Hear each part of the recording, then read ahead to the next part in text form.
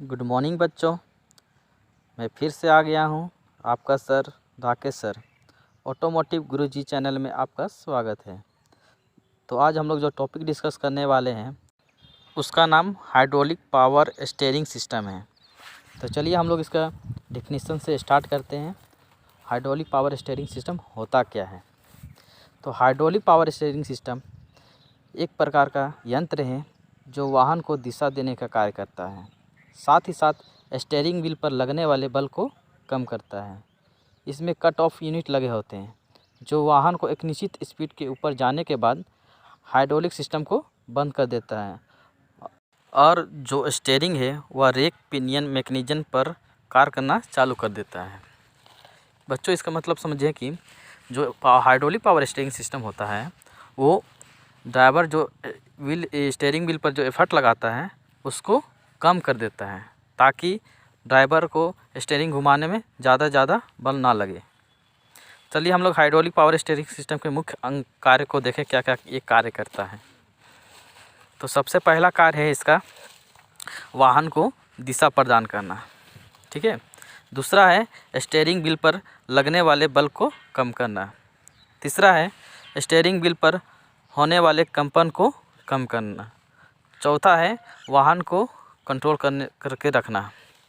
तो सबको पता है कि स्टीयरिंग क्या करता है, दिशा देने का कार्य करता है वाहन को। तो ये चार जो मुख्य कार्य होते हैं वो हाइड्रोलिक पावर स्टीयरिंग सिस्टम के होते हैं। तो चलिए हम लोग इसका डायग्राम समझते हैं। तो सबसे पहले इसका डायग्राम अपने कॉपी में बना लें। तो चलिए हम लोग इसका एक एक कंपोनेंट को देखते हैं कहाँ कहाँ लगे हुए हैं। तो सबसे पहला steering wheel, torque sensor, rotary control valve, speed pinion shaft, pinion rack, cylinder, और सिलेंडर के अंदर लगा होता है डबल एक्टिंग पिस्टन। फिर नीचे में व्हील है। फिर ऊपर में आते हैं पंप है, रिजर्वायर है, पंप को चलाने के लिए इंजन का पावर लगा होता है। फिर है स्पीड सेंसर और ECU। तो हम लोग जानते हैं कि ये एक तरह का हाइड्रोलिक पावर स्टीयरिंग सिस्टम का मुख्य कंपोनेंट है। तो इस सब को कंट्रोल करने का कार्य कौन करता है? ECU करता है। ECU का फुल फॉर्म होता है इलेक्ट्रॉनिक कंट्रोल यूनिट। ECU के द्वारा ही पंप को चालू और बंद किया जाता है, और पंप जो है वो अपना पावर इंजन से लेता है। तो हम लोग और समझने के लिए काम समझते हैं कि जब हम लोग स्टीयरिंग को घुमाते हैं दाएं या बाएं, तो वो स्टीयरिंग कॉलम में जो है टॉर्क सेंसर लगा होता है। वो किसको सेंस करता है? ECU को देता है, और ECU क्या करता है? उस पंप को स्टार्ट करता है, ठीक है। तो हम लोग इसका जब वर्किंग प्रिंसिपल पढ़ेंगे तो उसमें हम लोग डिफाइन करेंगे। तो हम लोग नेक्स्ट पढ़ते हैं हाइड्रोलिक पावर स्टीयरिंग सिस्टम के मुख्य कंपोनेंट। तो पहला है steering wheel, rotary control valve, torque sensor, pump, ECU, pipeline, pinion shaft, rack and pinion, reservoir, wheel, speed sensor, cylinder, double acting piston. तो ये जो है मुख्य कंपोनेंट होते हैं हाइड्रोलिक पावर स्टीयरिंग सिस्टम के, ठीक है। तो इसको अभी आप लोग कॉपी में नोट कर लीजिएगा समझने के लिए। नेक्स्ट हम लोग पढ़ते हैं इसका वर्किंग प्रिंसिपल, ये कैसे कार्य करता है। तो जो पहला केस है वो है जब गाड़ी सीधी रेखा में गमन कर रही है, ठीक है। इसका मतलब हुआ कि स्टीयरिंग व्हील जो है किसी तरह का मोशन उसमें हम लोग नहीं दे रहे, ना लेफ्ट ना राइट। तो उस केस में क्या होता है कि उस केस में मेरा पंप जो होता है वो बंद रहता है, और इसको बंद करने का काम कौन करता है? ECU करता है, ठीक है। तो जब पंप बंद ही रहेगा तो मेरा ऑयल टैंक से ऑयल जाएगा नहीं, जा पाएगा, ठीक है ना।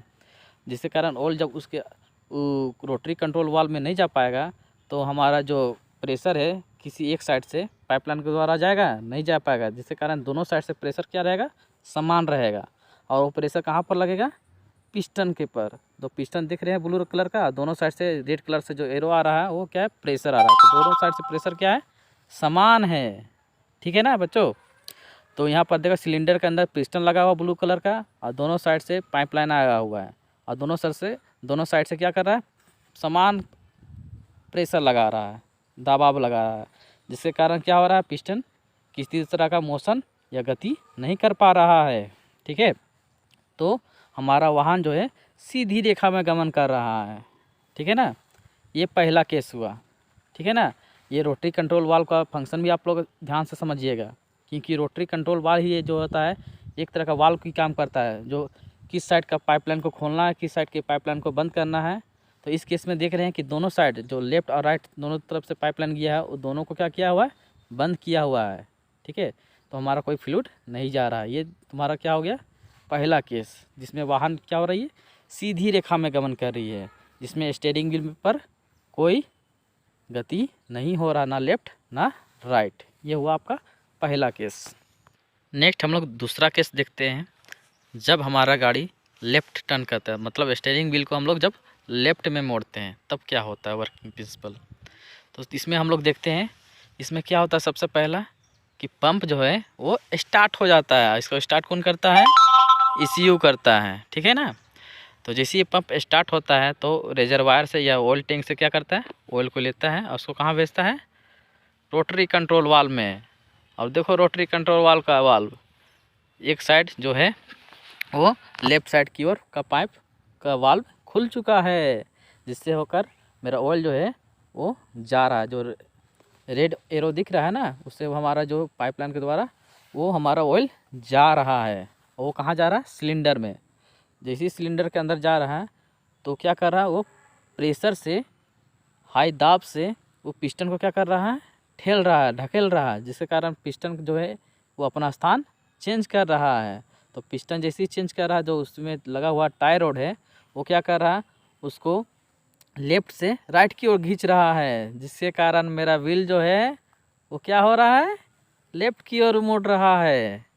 और उसका बाकी का जो राइट साइड का पाइपलाइन है उससे ग्रीन कलर का दर्शाया गया है। बाकी का फ्लूइड जो है वो कंट्रोल रोटरी कंट्रोल वाल्व से होता हुआ वो कहाँ चला जाएगा, दोबारा रेजरवायर में चला जाएगा। इस तरह से ये जब हम लोग गाड़ी को लेफ़्ट टर्न करते हैं तो ये काम करता है। ठीक है ना बच्चों, इसका पिस्टन का मोशन ज़रूर देखना कि वो अपना पोजीशन कैसे चेंज कर रहा है।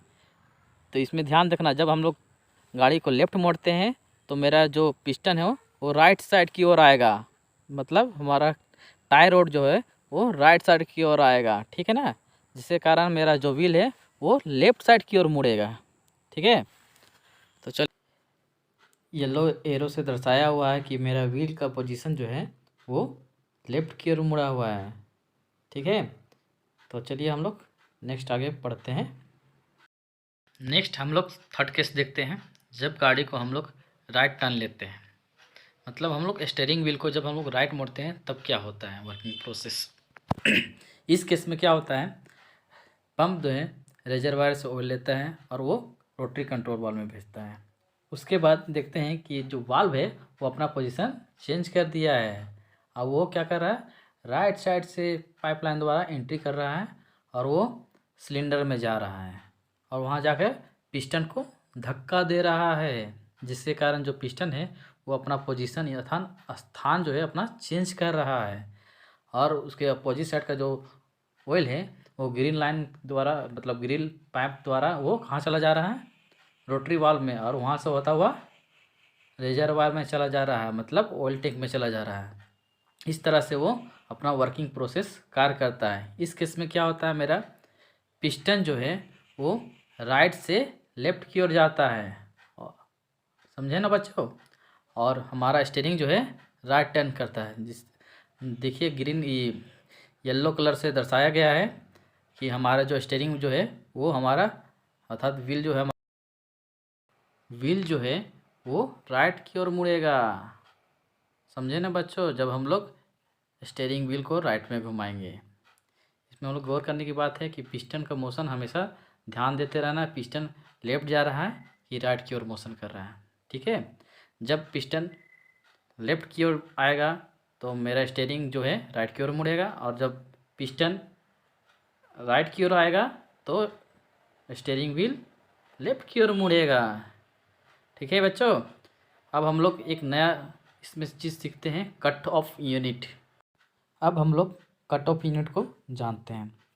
तो कट ऑफ यूनिट होता क्या है, जब गाड़ी एक निश्चित स्पीड से ऊपर चलने लगे तो उस समय क्या होता है, हाइड्रोलिक पावर स्टीयरिंग बंद हो जाता है और वह manually rack and pinion mechanism पर कार्य करने लगता है, जैसे कि पिक्चर में दर्शाया हुआ है। इसमें हाइड्रोलिक सिस्टम का प्रयोग नहीं हुआ है।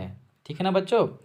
ऐसा क्यों करते हैं, क्योंकि अगर गाड़ी हाई स्पीड में रहे, अगर हल्का सा भी स्टीयरिंग व्हील टर्न करें तो क्या करेगा, गाड़ी ओवरऑल हो जाएगा, मतलब पलट जाएगा रोल करके। ठीक है ना। तो इस घटना से बचने के लिए हम लोग क्या करते हैं, कट ऑफ यूनिट लगाते हैं और इसका कंट्रोल कौन करता है, ECU करता है। ठीक है ना बच्चों। तो अगर आज का क्लास यहीं सेशन ख़त्म करते हैं, नेक्स्ट जल्दी ही दूसरा वीडियो जारी करेंगे।